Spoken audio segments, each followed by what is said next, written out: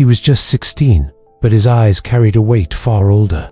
Every morning, he dragged himself through the crowded school halls, slipping between laughter and chatter like a shadow no one noticed. His classmates had their circles, their inside jokes, their plans for weekends. He had silence, the kind of silence that echoed louder than noise, reminding him he didn't belong. At home, it wasn't much different. His parents argued more often than they spoke to him, and when they did, it was usually to point out his mistakes. Somewhere along the way, he stopped trying to be heard. If no one cared to listen, why waste the effort? His words turned into clenched fists and long stares at the floor. His notebooks filled with scribbles that weren't T-assignments, but fragments of thoughts he couldn't T-voice. Teachers saw him as another restless student, another kid who didn't apply himself.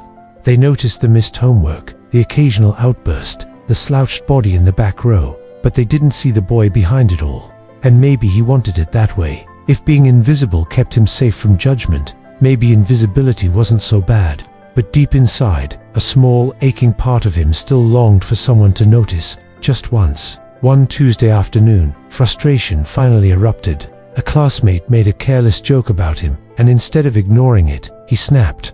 Words spilled from his mouth like knives, sharp and angry. The room fell silent, all eyes turning toward him. For the first time, he wasn't invisible, but it was the wrong kind of attention.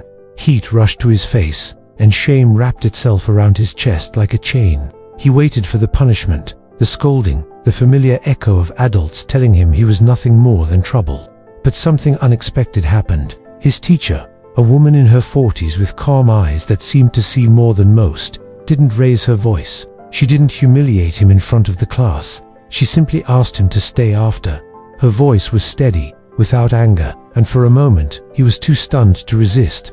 That moment, small as it was, planted the first seed. He didn't know it yet, but this seed would grow into the change he had been silently aching for. When the last bell rang and his classmates rushed out, he stayed behind, slumped in his chair, expecting the worst. He braced himself for the lecture, the threats of detention, the words he had heard too many times before. But the teacher didn't stand behind her desk like others usually did. Instead, she pulled up a chair beside him, close enough to show she wasn't towering over him, but not so close that it felt uncomfortable. She didn't start with rules or punishments. She didn't even ask him why he had snapped in class. She simply said, in a quiet tone, "I'd like to hear what's on your mind." And then she stopped speaking. The silence stretched, but it wasn't the heavy kind he knew so well. This silence felt like an open space, one he had never been given before. At first, he said nothing. He avoided her gaze, his fingers tapping against the desk. He waited for her to fill the space with words, to guide the conversation like adults always did. But she didn't. She just waited, her calm presence steady, as if she had all the time in the world. It was strange how the stillness worked on him. Slowly, the defenses he had built for years began to crack. He muttered a few words about how nobody cared, about how it didn't matter anyway. He expected her to dismiss it, to tell him he was wrong. But she didn't. She nodded gently, as if to say she understood, as if even the smallest piece of his truth mattered. Something inside him shifted. The weight he carried didn't vanish, but it loosened. For the first time, he felt like his words weren't bouncing against a wall. Someone was catching them, holding them carefully. And that someone wasn't trying to fix him or judge him, just letting him exist in the moment. Day after day, their conversations continued. Sometimes he spoke more, sometimes less, but she never forced it. She listened in a way that made silence feel safe, not empty. He began to look forward to those moments, knowing there was a place where he didn't have to hide.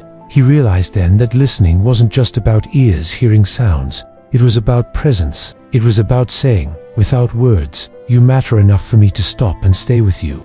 That kind of listening was new to him, and it was slowly teaching him something he had never believed before, that he deserved to be heard.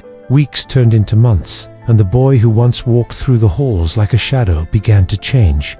It wasn't sudden, like the flick of a switch, but slow, almost unnoticeable at first. His shoulders weren't always slumped. His eyes met others a little more often. The anger that used to erupt so quickly no longer burned quite as hot. It was as if the simple act of being listened to had loosened the knots inside him. He started speaking more in class, not because he had suddenly become confident, but because he knew there was at least one person who cared about his voice, When his teacher asked questions, he dared to answer. When classmates tried to joke at his expense, he didn't crumble as easily. A small seed of strength was growing in him, and with it, a new awareness. Maybe he wasn't invisible after all. One afternoon, after finishing an assignment early, he stayed behind again. He told his teacher something he had never admitted to anyone. He confessed how often he had felt like giving up, how heavy life felt when no one seemed to notice he was struggling. His voice trembled, but he didn't stop. He poured out thoughts he had buried deep, expecting her to turn away, to tell him he was being dramatic, the way others might. But she didn't. She looked at him with the same calm, patient eyes and said nothing. She listened. She let him empty the weight he had carried for years. And when he finished, she gave him the gift of silence, the kind of silence that said, "I hear you, I see you, and your pain matters." In that moment, he understood something powerful. Listening wasn't weakness, it was strength, the kind that could hold another person's world without trying to control it. He realized that what saved him wasn't advice, or lectures, or rules. It was presence. It was the quiet act of someone who chose to stay with him in his pain. From that day on, he carried himself differently. He still had struggles, and life wasn't magically perfect, but he knew he wasn't alone anymore. More importantly, he learned the value of offering to others what had been given to him. When a younger student sat by himself at lunch, the boy sat next to him. He listened. When a friend complained about problems at home, he didn't try to fix them. He listened, because he knew now, sometimes listening can be the loudest way to say, "I care." Sometimes the most powerful voices are the ones that never speak, but simply listen.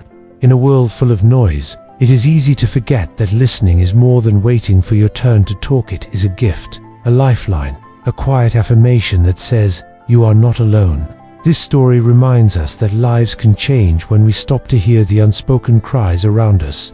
Perhaps the greatest difference we can make for someone is not through advice or answers, but through presence and understanding. If this story touched your heart, I invite you to like, share, and leave a comment with your own reflections. And if you'd like more gentle stories that inspire, consider subscribing to Mindset Tales so you won't miss the next journey.